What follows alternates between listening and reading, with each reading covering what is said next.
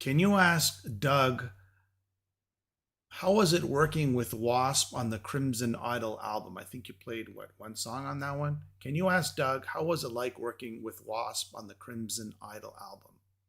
It was interesting. I think Blackie had gone through a few different guys on that album trying to get an elusive sound that was in his head. And he called me and I went in and I played on like two or three songs actually, but only ended up making it on one.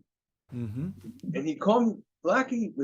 That was a strange hang. By that time, I had been doing some sessions. I'd been around a little bit, so I was comfortable. But he liked it being a little bit uncomfortable. I think he liked it just being like, I'm Blackie Lawless. I am the boss. I'm the man, you know. And so I'd play something and I'd be really happy with it, which I'm a perfectionist, so it's not easy for me to be happy with something. But he would like go, yeah, that's pretty cool, but can you try something else? I'm like, okay, what do you got in mind? And he'd be like, I don't know, just play something. And so I did my best, and I was like, okay, cool. And he goes, good, good. And Frankie Benelli was there, I think, too, and he was like, yeah, I love it. And a couple days later, maybe it was a week, maybe it was 2 weeks later, I get a call from Blackie, and he goes, hey, Doug, I wanted to try some different stuff on that, on a couple of those things or whatever. And I was like, well, I mean, okay, but yeah, I mean, yeah, and it wasn't a big budget to begin with. It was, he had Mm-hmm. been working on this album and didn't have a lot of money left, I guess. And so he said, well, I just want you to come back and play. And I'm like, well, I mean, like, can we consider this like another day of recording? And he was like, no, I mean, I already paid you for the songs.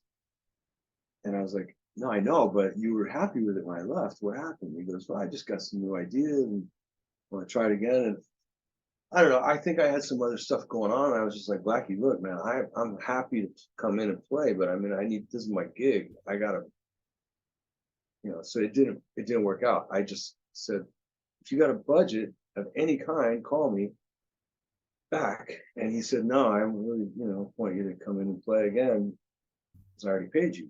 And so we got a little bit of a standoff there. And I just said, okay, well, let me know, and he's like, okay.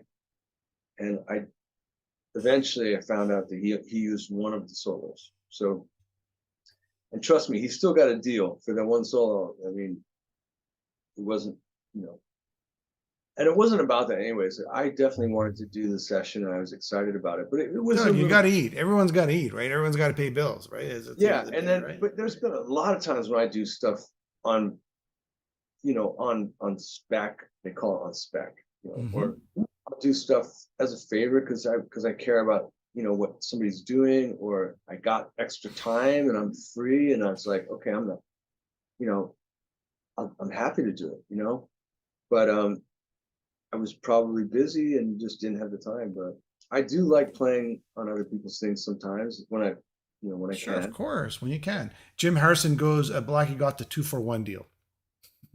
Yeah. Yep. You know what? That's how it goes. That's rock and roll.